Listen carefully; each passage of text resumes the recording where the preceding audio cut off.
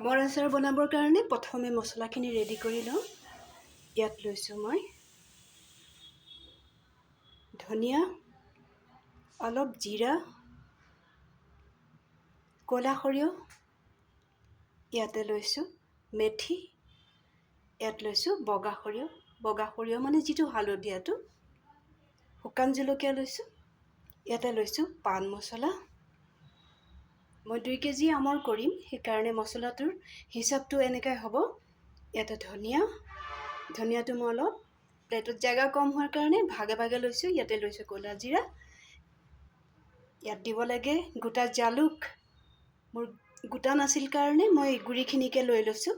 এয়া ধনিয়া আৰু ইয়াতে আছে অলপ আজৱাইন। গোটেইখিনি আকৌ এবাৰ দেখুৱাই দিওঁ।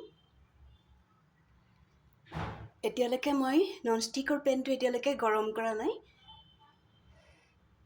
আগতে মই মছলাখিনি দেখুৱাই লৈছোঁ।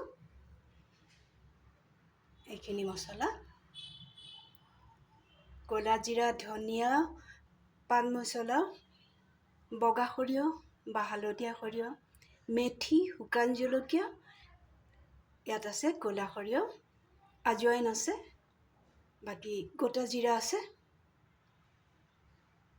আৰু জালুকৰ গুড়ি। এতিয়া মই পেনটো গৰম কৰি লওঁ। পেনটো গৰম কৰিবৰ কাৰণে আগতে গেছটো জ্বলাই ল'লোঁ। গেছৰ ষ্টিমটো কমাই দি গৰম কৰি ল'ম। আৰু এতিয়া ইয়াতে মছলাখিনি দি দিম।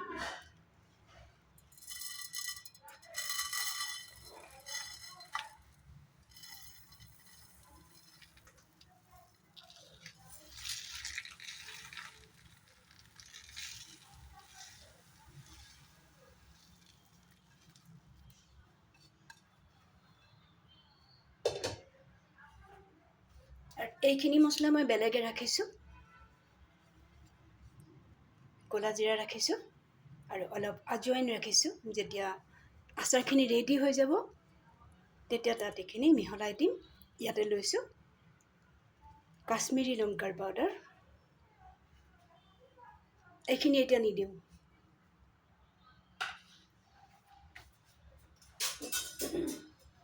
মছলাখিনি মই গেছৰ ষ্টিম একদম কম দি ৰাখিছোঁ।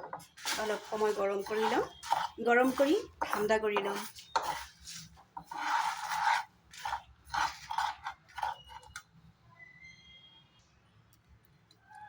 মছলাখিনি গৰম কৰা হৈ গৈছে। এতিয়া মই এখন থালত ঢালি ঠাণ্ডা কৰি লওঁ।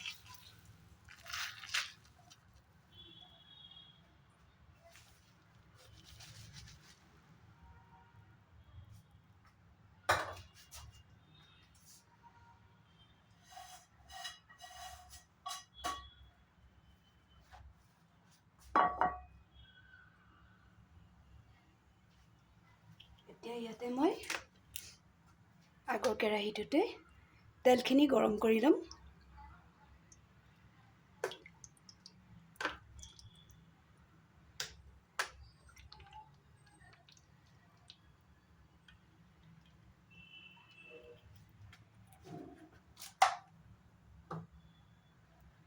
এতিয়া গেছৰ ফ্লেমটো অলপ বঢ়াই দিলোঁ।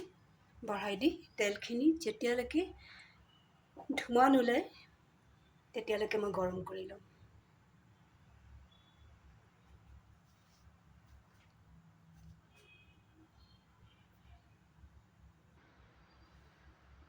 তেলখিনি গৰম হৈ গ'ল।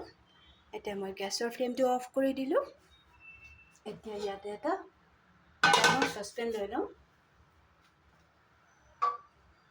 এতিয়া তেলখিনি আস্তে আস্তে ঠাণ্ডা হৈ যাব। ইয়াত মই আগতে চচপেনটো নমাই এবাৰ দেখাই লওঁ। 2 কেজি আম মই প্ৰথমে কাটি পূৰা ৰাতিটো মই নিমখ অলপ হালধি সানি তিয়াই ৰাখিছিলোঁ। তাৰ পিছদিনাখন ৰাতিপুৱা মই এইখিনি পানীখিনি চাকি ল'লোঁ আৰু আমখিনি গোটেই দিনটো প্ৰায় 11টা বজাৰ পৰা 4টামান বজালৈ আমখিনি শুকুৱাই ল'লোঁ। এবাৰেই শুকুৱাইছোঁ। ইয়াৰ পৰা মাত্ৰ পানীখিনিহে আঁতৰি যাব লাগে। খুব বেছিকৈ শুকুৱাই দিলে আমখিনি একেবাৰে খৰখৰীয়া শুকান হৈ যায়, তেনেকুৱা হ'লে আচাৰখিনি খাব বেয়া লাগে। এতিয়া ইয়াত পানীও নাই, কিন্তু আচাৰখিনি কোমল হৈ আছে। এয়া আমঠুটোৰ পৰা প্ৰায় এৰাই গৈ আছে। এয়া এই ধৰণে এদিন, যদি ৰ'দটো ভাল হয় এদিনতে ভালকৈ শুকাই যায়, আৰু খুব পানীও নাথাকে আৰু কোমল হৈ থাকে, আচাৰখিনিও বেয়া হৈ নাযায়।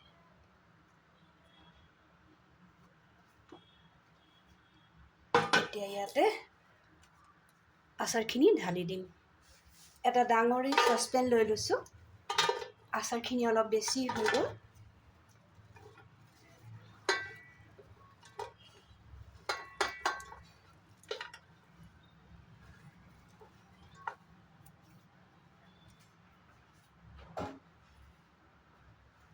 এতিয়া ইয়াতে দি দিম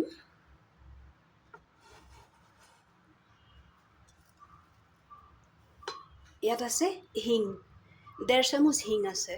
ইয়াত আছে কেঁচা আজৱাইন, আগৰখিনিতো মই ভাজি দিছিলোঁ। আৰু ইয়াতে আছে জলকীয়াৰ গুড়ি আৰু আছে ক'লা জিৰা। এইখিনি মই ভজা নাই, এইখিনি কেঁচাকৈ দিম। হিং দিবলৈ নাপাহৰিব।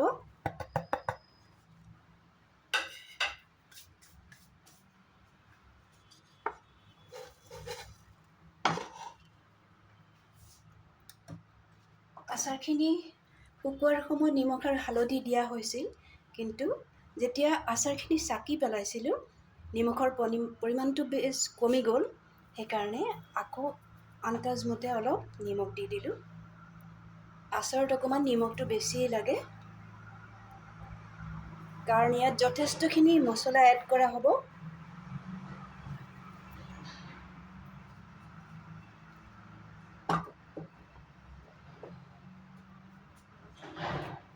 এতিয়া এখন প্লাষ্টিকৰ হেতাৰে ধুনীয়াকৈ মিলাই ল'ম।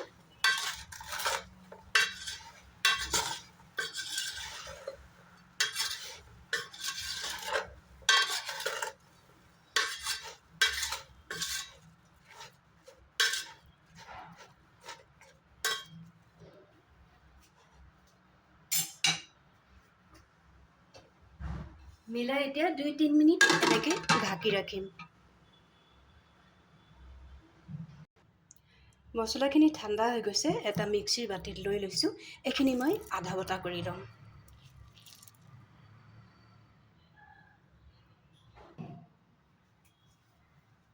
মছলাখিনি মই গুড়া কৰি লৈছোঁ, তেলখিনিও ঠাণ্ডা হৈ গৈছে। এতিয়া ঢাকনখন আঁতৰাই দিলোঁ। এতিয়া ঠাণ্ডা হোৱা তেলখিনি ইয়াত দি দিম।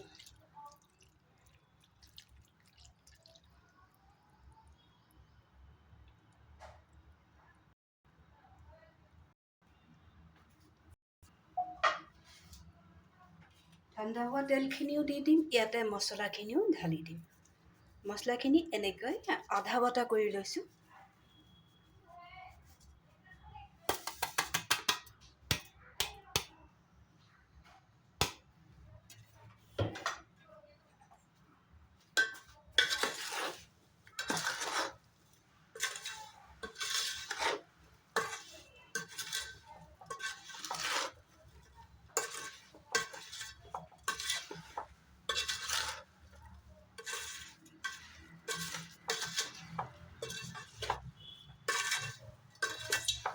আমৰ আচাৰ বনালে জালুকৰ গুড়ি আৰু অকণমান হিং দিব, একেবাৰে পাহৰি নাযাব। এতিয়া ইয়াতে মই লাষ্ট অলপ ভিনেগাৰ দি দিম, চাদা ভিনেগাৰ।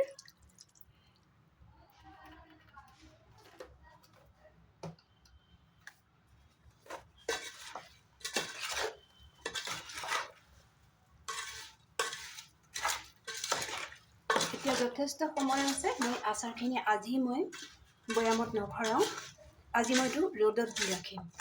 এনেকৈ মই দুদিন এই চচপেনটোতে ৰ'দত দি ৰাখিম, তেতিয়া আচাৰখিনি খুব ধুনীয়াকৈ ছেট হৈ যাব। তাৰপিছতহে বটলত ভৰাম। বটলত ভৰোৱাৰ পিছতো আকৌ মই মাজে মাজে হয় এসপ্তাহ পিছত, নহয়তো 10 দিন পিছত যদি বটলটো আচাৰখন বাহিৰত দি দিওঁ, তেতিয়া বটলৰ ঢাকনখন খুলি তাত এটা পাতলা বগা কাপোৰ বটলৰ মুখখনত বান্ধি দিব। কাৰণ ঢাকনখন লগাই দিলে বটলটো যেতিয়া ৰ'দৰ তাপ পৰি বটলটো যেতিয়া ঘামি যাব, ঘামি গ'লে সেই ঘামি যোৱা পানীখিনি যদি তাপ পৰিব, তেতিয়াহ'লে আচাৰখিনি একেবাৰে নষ্ট হৈ যাব।